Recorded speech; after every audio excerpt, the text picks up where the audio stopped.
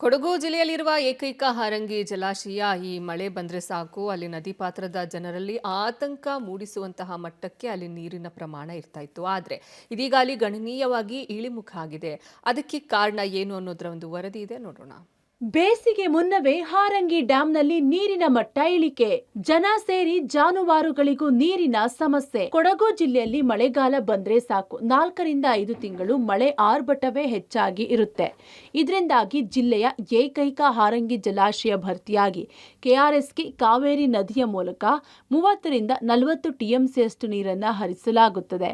ಆದರೆ ಅದೇ ಹಾರಂಗಿ ಜಲಾಶಯದಲ್ಲಿ ಪ್ರಸ್ತುತ ನೀರಿನ ಮಟ್ಟ ಗಣನೀಯ ಪ್ರಮಾಣದಲ್ಲಿ ಕುಸಿದಿದೆ. ಅದರಿಂದ ಹಾರಂಗಿ ಜಲಾಶಯವನ್ನ ಅವಲಂಬಿಸಿರೋ ಜನಸಾಮಾನ್ಯರು ಸೇರಿದಂತೆ ಜಾನುವಾರುಗಳಿಗೂ ನೀರಿನ ಹಾಹಾಕಾರ ಉಂಟಾಗುವ ಸಾಧ್ಯತೆ ಇದೆ. ಹಾರಂಗಿ ಜಲಾಶಯವನ್ನೇ ಅವಲಂಬಿಸಿಕೊಂಡಿರುವ ಸೋಮವಾರಪೇಟೆ ತಾಲೂಕು, ಮೈಸೂರು, ಹಾಸನ ಭಾಗದ ಗ್ರಾಮೀಣ ಭಾಗದ ಜನರು ಆತಂಕಕ್ಕೆ ಒಳಗಾಗುತ್ತಿದ್ದಾರೆ.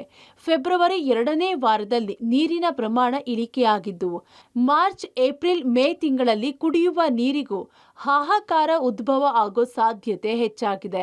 ಈ ಬಾರಿ ಅತಿ ವೇಗವಾಗಿ ನೀರು ಬತ್ತಿ ಹೋಗುವಂಥದ್ದು ಕೂಡ ಕಂಡು ಬರ್ತಾ ಇದೆ. ಈ ಬಾರಿ ಮಳೆ ಬಂದಂಥ ಸಂದರ್ಭದಲ್ಲಿ ಹಾರಂಗಿ ಅಣೆಕಟ್ಟೆಯಿಂದ ಸುಮಾರು 48 TMC ನೀರನ್ನು ಹೊರಗೆ ಬಿಡಲಾಗಿದೆ ಮತ್ತು ಕೃಷಿ ಚಟುವಟಿಕೆಗಾಗಿ ಒಂದು 10 TMC ನೀರನ್ನು ಕೂಡ ಕೊಟ್ಟಿದ್ದಾರೆ. ಈಗ ಅಣೆಕಟ್ಟೆಯಲ್ಲಿ ಬೇಸಿಗೆ ಪ್ರಾರಂಭದ ಸಮಯದಲ್ಲಿ ಈಗ ಪ್ರಾರಂಭವಾಗಿದೆ ಅಷ್ಟೇ. ಆದರೆ ಈಗ ಅಣೆಕಟ್ಟೆಯಲ್ಲಿ ಕೇವಲ 2.5 ರಿಂದ 3 TMC ನೀರು ಮಾತ್ರ ಅಲ್ಲಿ ಇರುವಂಥದ್ದು. ಅದರಲ್ಲಿ ಡೆಡ್ ಸ್ಟೋರೇಜ್ ಅಂತೇಳಿ 1 TMC ನೀರನ್ನು ಇಟ್ಕೋಬೇಕಾಗುತ್ತೆ. ಏಷ್ಯಾದ ಅತಿ ದೊಡ್ಡ ನೀರಾವರಿ ಯೋಜನೆ ಹಳ್ಳ ಹಿಡಿತ, ಕೃಷ್ಣ ಎಡದಂಡೆ ಕಾಲುವೆ ಒಡೆದು ಅವಾಂತರ ಸೃಷ್ಟಿ, ಅಧಿಕಾರಿಗಳ ನಿರ್ಲಕ್ಷ್ಯಕ್ಕೆ ರೈತರಿಗೆ ಸಂಕಷ್ಟ. ನೋಡಿ, ಇದುವೇ ವಿಜಯಪುರ ಜಿಲ್ಲೆಯ ಕೋಲಾರ ತಾಲೂಕಿನ ಹಳ್ಳದ ಗೆಣ್ಣೂರು ಗ್ರಾಮದ ಹತ್ತಿರ ಇರುವ ಕೆನಲ್. ಇದು ಮುಳವಾಡ ಏತ ನೀರಾವರಿ ಯೋಜನೆಯು ಮೊದಲ ಹಂತದ ಕೃಷ್ಣ ಎಡದಂಡೆ ಕಾಲುವೆ. ಈ ಕಾಲುವೆ ಮೊನ್ನೆ ತಡರಾತ್ರಿ ಒಡೆದು ರೈತರ ಜಮೀನಿಗೆ ನುಗ್ಗಿ ಅವಾಂತರ ಸೃಷ್ಟಿಸಿದೆ. 40 ಎಕರೆಗೂ ಅಧಿಕ ಜಮೀನು ಜಲಾವೃತಗೊಂಡು ಅಪಾರ ಪ್ರಮಾಣದ ಬೆಳೆ ಹಾನಿಯಾಗಿದೆ. ಇನ್ನೇನು ಬೆಳೆ ಕೈಗೆ ಸಿಗ್ಬೇಕು ಅನ್ನೋ ಅಷ್ಟರಲ್ಲಿ ನೀರು ಪಾಲಾಗಿದೆ. ಕೃಷಿಯನ್ನೇ ನಂಬಿ ಬದುಕುತ್ತಿದ್ದ ರೈತರ ಜಮೀನಿಗೆ ಕಾಲುವೆಯ ನೀರು ನುಗ್ಗಿದ್ರಿಂದ ಕಬ್ಬು, ಈರುಳ್ಳಿ, ಬಾಳೆ, ಗೋಧಿ ಹಾಗೂ ಮೆಕ್ಕೆಜೋಳ ಬೆಳೆ ಹಾನಿಯಾಗಿದೆ. ಅಲ್ಲದೆ ಈ ವೇಳೆ ಜಮೀನಿನಲ್ಲಿದ್ದ ಮಹೇಶ್ ಗೌಡ ಪಾಟೀಲ್ ಪ್ರವಾಹದಂತೆ ಹರಿದು ಬಂದ ನೀರು ಕಂಡು ಗಾಬರಿಯಾಗಿ ಮನೆಯ ಮೇಲೆ ಕುಟುಂಬಸ್ಥರೆಲ್ಲರೂ ನಿಂತು ಸಹಾಯಕ್ಕಾಗಿ ಗ್ರಾಮಸ್ಥರಿಗೆ ಕರೆ ಮಾಡಿದ್ದಾರೆ.